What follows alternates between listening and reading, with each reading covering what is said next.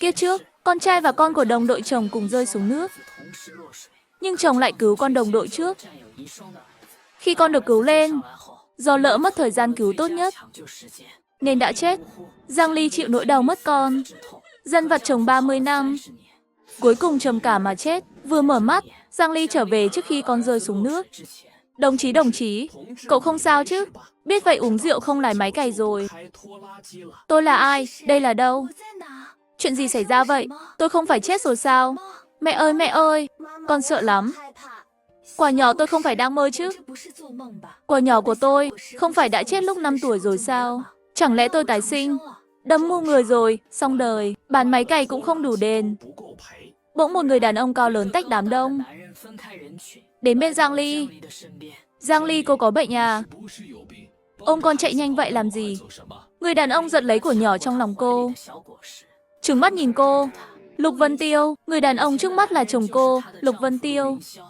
Lúc này ánh mắt anh sắc lạnh, mặc bộ quân phục xanh, đúng tuổi đôi mươi đẹp nhất. Tôi thực sự trở về. Giang Ly giành lại của nhỏ, ôm chặt vào lòng. Lần này không ai cướp được của nhỏ từ tay cô. Ông trời cũng không. Cô đâm ngu người à? Trước kia tôi mới ngu, nên mới lấy anh. Lúc này trong đám đông lại chen vào một người phụ nữ, dẫn theo một bé trai. Giang Ly, cô và của nhỏ không sao chứ? Tôi hỏi rõ rồi, là Tiểu Diệp sai. Không nên cướp con quay của nhỏ, làm cô tức giận bỏ đi. Tôi xin lỗi, Tô Vãn Thanh. Chính người phụ nữ này xen vào giữa cô và Lục Vân Tiêu hơn 30 năm. Tiểu Diệp xin lỗi của nhỏ đi. Bé trai là con của Tô Vãn Thanh, Tôn Diệp. Giang Ly nhớ ra rồi. Hôm qua cô mua cho của nhỏ một con quay. Sáng nay con vui vẻ chơi trong sân. Tôn Diệp chạy đến hỏi, sao mình không có, cậu ấy cũng muốn chơi. Quả nhỏ không chịu. Tôn Diệp đến cướp. Giang Ly biết, bảo cậu ấy trả con quay cho của nhỏ. Chú Lục lần nào mua đồ chơi cũng mua 2 cái. Cái này chắc chắn là của con. Không trách cậu ấy dám tự tin vậy. Vì sau khi ba Tôn Diệp, Tôn Hiểu Phong mất, Lục Vân Tiêu coi cậu như con ruột. Cứ mua gì cho của nhỏ là cậu có một cái. Giang Ly giật lại con quay. Đây là tôi mua, không phải chú Lục mua. Tôn Diệp òa khóc. Vừa lúc Lục Vân Tiêu và Tô Vãn Thanh về, chỉ thấy Giang Ly giật con quay, không nghe thấy tiếng. Giang Ly, tôi biết cô thấy mẹ con tôi ngửa mắt, nhưng cô không thể bắt nạt trẻ con. Cậu ấy cướp con quay của tôi. Cướp con quay của tôi. Giang Ly, mau trả con quay cho Tiểu Diệp. Đây là con quay tôi mua. Sao phải đưa cho cậu ấy? Mẹ nào con ấy đều thích cướp đồ người khác. Tôi thấy, đưa cả chồng cô ấy cho cậu ấy luôn đi. Cô nói gì? Sao có thể nói bừa thế? Tôi nói bừa hay hai người nghĩ gì? Tự biết. Cô thật không hiểu lý lẽ. Giang Ly biết Lục Vân Tiêu không yêu cô, trừ đêm tân hôn ra. Anh chưa chạm vào cô. Đêm tân hôn đó cũng vì anh. Uống quá chén, cả hai đều mù mịt mới có chuyện. Anh ngờ chỉ một lần có của nhỏ. Tôi không hiểu lý lẽ. Được, tôi đi. Nói xong Giang Ly bế của nhỏ chạy khỏi khu tập thể. Lúc này vừa lúc một chiếc máy cày tới. May tài xế phanh kịp, chỉ dọa cô ngã ngồi xuống đất.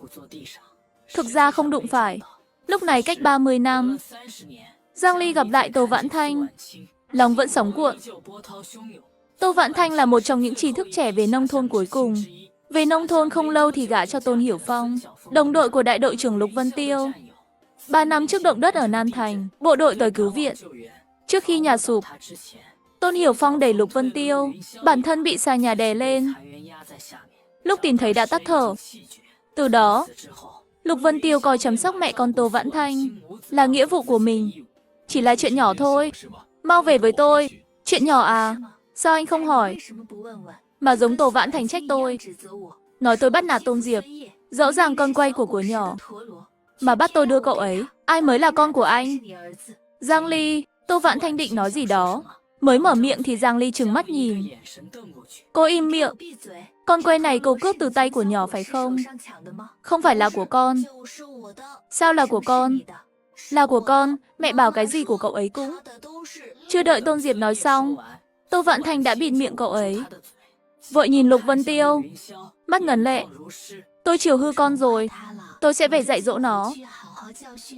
Đừng đi, để con nói hết. Trẻ con thật thà, không biết nói dối. Cho mọi người xem mẹ hiền dịu đã. Dạy con những gì? Giang Ly cô quá đáng rồi. Giang Ly định nói tiếp, nhưng Tô Vãn Thanh đã đi xa. Về đến nhà, Giang Ly nhìn quanh. Đúng, nơi cô từng sống hơn 20 năm ở kiếp trước. Phía trên phòng khách treo ảnh cưới của họ. Cô cười tươi, đầu hơi nghiêng về phía anh. Anh không cảm xúc. Cô từng rất trân trọng bức ảnh này, nên treo nó ở nơi nổi bật nhất trong phòng. Kiếp này, tôi phải để đôi cha nam tiện nữ này ở bên nhau. Quả nhỏ đừng sợ. Lát mẹ mua kẹo sữa cho con ăn. Mẹ là nhất. Con ra ngoài chơi một lát. Bố mẹ có chuyện muốn nói. Đợi của nhỏ ra ngoài. Cô xoay người đứng lên ghế sofa, lấy bức ảnh xuống. Cô lại nổi điên à? Tôi biết mình đang làm gì. Lục Vân Tiêu, chúng ta ly hôn đi. Cô nói gì ly hôn? Lục Vân Tiêu tức cười. Vì chuyện nhỏ này, cô đòi ly hôn. Giang Ly cô đừng làm vậy. Anh không tin. Bất chợt nhớ lại Giang Ly cưới anh thế nào. Năm đó bộ đội về nông thôn, trời nóng đêm anh đi bơi ở hồ. Gặp Giang Ly, cô nói thích anh, muốn cưới anh, thậm chí theo tới doanh trại may áo nấu cơm cho anh.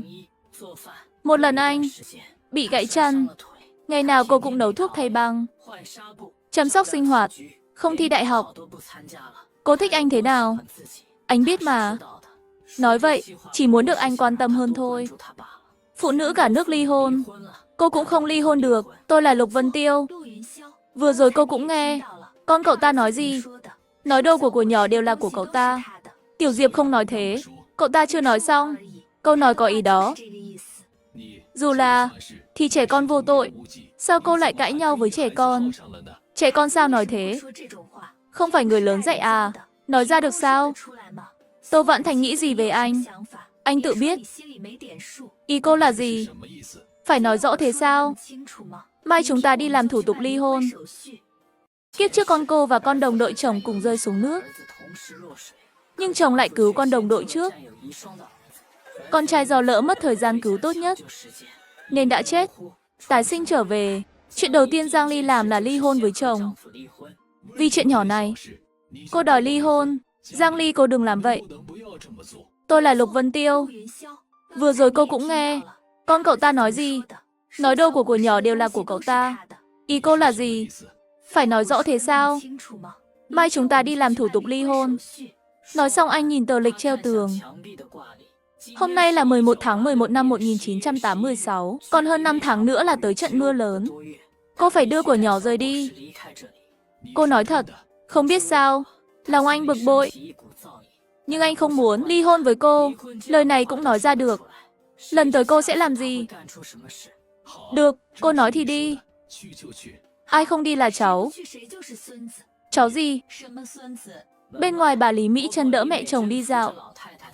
Về thấy vợ chồng cãi nhau mặt đỏ tía tai. Lily lúc nãy về. Nghe nói con bị máy cày đụng. Con không sao chứ? Mẹ chồng thích Giang Ly. 5 năm trước Giang Ly theo đuổi Lục Vân Tiêu. Bà con cổ vũ cô. Không thì họ chưa chắc đã cưới. Để báo đáp, Giang Ly cũng chăm sóc bà. Vì thế, Lục Vân Tiêu không dám dễ dàng đòi ly hôn. Bà ơi con không sao. Không đụng chúng con. Vậy thì tốt, tối qua con không về là đi đâu? Lục Vân Tiêu nhìn Giang Ly. Nhíu mày, cố mách bà à? Không phải, tự tôi thấy. Tôi không mù. Tôi nghe nói mẹ Tô Vãn Thanh nhập viện. Khá nặng. Vân Tiêu thăm một chút không sao. Thăm một chút hay thăm cả đêm? Không có con hay sao?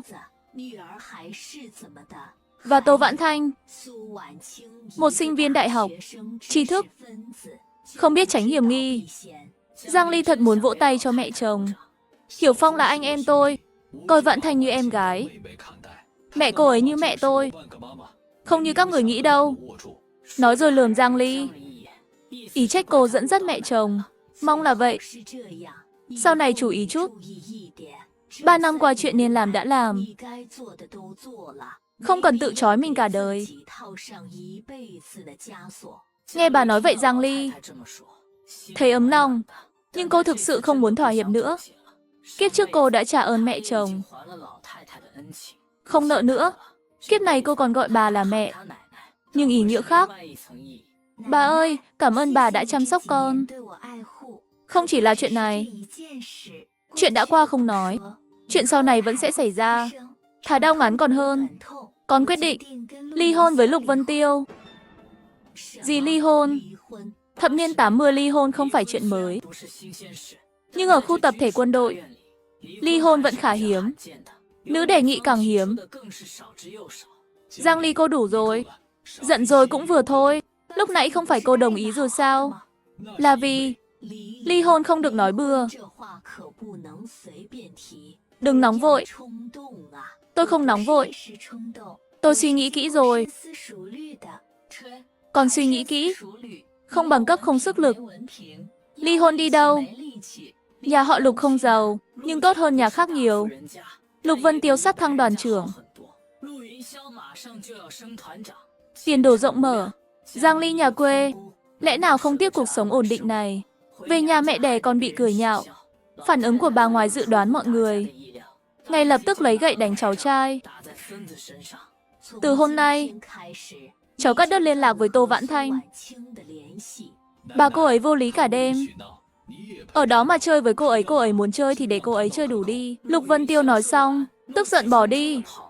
Giang Ly nhìn theo hướng anh đi, chỉ thấy lòng bình thản. Đừng nhắc chuyện ly hôn nữa. Bà đừng lo. Lúc nãy bà suýt không thở nổi. Đây cũng là điều Giang Ly lo lắng nhất. Có vẻ phải thuyết phục bà. Nhưng cô phải ly hôn. Sau đó Giang Ly đến thị trấn, gọi điện cho anh trai Giang Dương làm ở nhà máy quạt. Anh à, 2 ngày nữa em về. Mặt trời mọc đằng Tây rồi. Cuối cùng cũng nhớ đến chúng tôi. Lúc trước Giang Ly một lòng muốn gả Lục Vân Tiêu. Cả làng cười nhạo cô ấy, nói cô ấy không biết xấu hổ, dính lấy nhà chồng, nhà họ Giang chịu áp lực không ít. Nhưng hồi môn, Giang Dương vẫn đầy đủ. Anh à, em sai rồi. Được rồi Nana, có gì mà sai? Không phải Lục Vân Tiêu bắt nạt em chứ? Không, em ổn. Lúc đó gặp nói chuyện sau. Cúp máy xong, Giang Ly mua nhiều nguyên liệu, chuẩn bị nấu bữa tối thịnh soạn cho của nhỏ. Về nhà, cô nấu canh sườn bắp và khoai sọ, thịt viên. Khoai tây kho tàu, mẹ nấu thật à? Đúng, con thích không? Thích, nhà cô nấu gì mà thơm thế? Ngửi mùi thơm tôi sang xem. Giang Ly đưa một bát canh sườn cho bà Vương. Bà Vương cười húp một ngụm. Ôi ngon thật. Chị dâu nhà họ Lục không ngờ cô nấu ăn giỏi vậy. Bà Vương chỉ thấy Giang Ly không như trước. Tinh thần phơi phới, toát lên vẻ rạng rỡ. Lục Vân Tiêu về, thấy Giang Ly cười nói với các bà hàng xóm. Khóe miệng tươi cười, mắt sáng ngời, toát lên vẻ rạng rỡ khó tả. Anh ngẩn ra giây lát. Hả vui vậy? Sao như sắp ly hôn? Bà Vương, tôi vào nhà đây. Giang Ly cười rồi vào nhà. Lục Vân Tiêu đi theo. Thấy đồ ăn trên bàn, có chút ngạc nhiên. Em nấu thật à? Anh trước đó chỉ làm bộ thôi. Lòng không hướng về tôi à? Anh ngờ Giang Ly không để ý đến anh. Là mẹ nấu. Của nhỏ ăn nhiều vào. Mau lớn nhé. Thấy mẹ nấu nhiều món ngon cho mình. Tôi quyết định không để bụng. Nhưng anh nhanh chóng nhận ra không có cơm cho mình. Anh đứng dậy lấy cơm. Thấy không còn cơm. Nhìn nồi canh, không còn giọt nào. Nhưng anh vừa thấy rõ ràng. Cô đưa một bát canh to cho bà Vương. Lục Vân Tiêu mắt tối lại. Nhìn Giang Ly. Cô cố tình. Ồ, anh nói gì? Tôi không có cơm ăn. Lý Mỹ Trân cũng thấy Giang Ly quá đáng. Sao con không nấu cơm cho Vân Tiêu? Nhà mình không hết gạo. Ồ, anh không nói về ăn cơm mà.